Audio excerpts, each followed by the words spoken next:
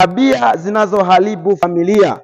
Ikiwa kama mwanaume kama nguzo na kiongozi katika familia, kanisa, jamii na taifa, lazima utambue tabia zinazoharibu familia. Maana yake tunazungumza nguzo na kiongozi eneo la familia.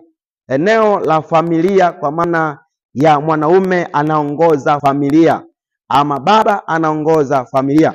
Na hizi tabia mara nyingi unakuta baadhi ya wanaume ama asilimia kubwa wanaume hawajafundishwa na hawaelewi.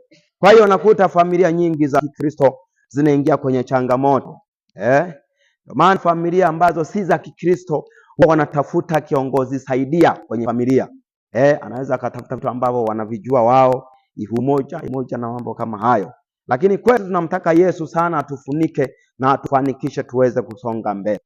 Kwa lazima tu hatuna namna yoyote ya kukwepa maarifa. Mwanaume kama mwanaume lazima uwe na maarifa ya ziada kuhakikisha kwamba familia inabaki salama. Na leo tutakwenda kuangalia baadhi ya tabia ambazo mimi na wewe ama mwanaume anapaswa azifahamu na aweze kuziishi kama zinapaswa kuziishi. Kama moja inapaswa kuiacha, basi aiache. Kama nyingine anapaswa kutokuiishi, anabidi aiache kuiishi. Bwana Yesu asifiwe sana. Tabia ya kwanza ambayo mwanaume kama mwanaume unapaswa uifahamu ili kulinda familia ama ili kuifanya familia iwe salama.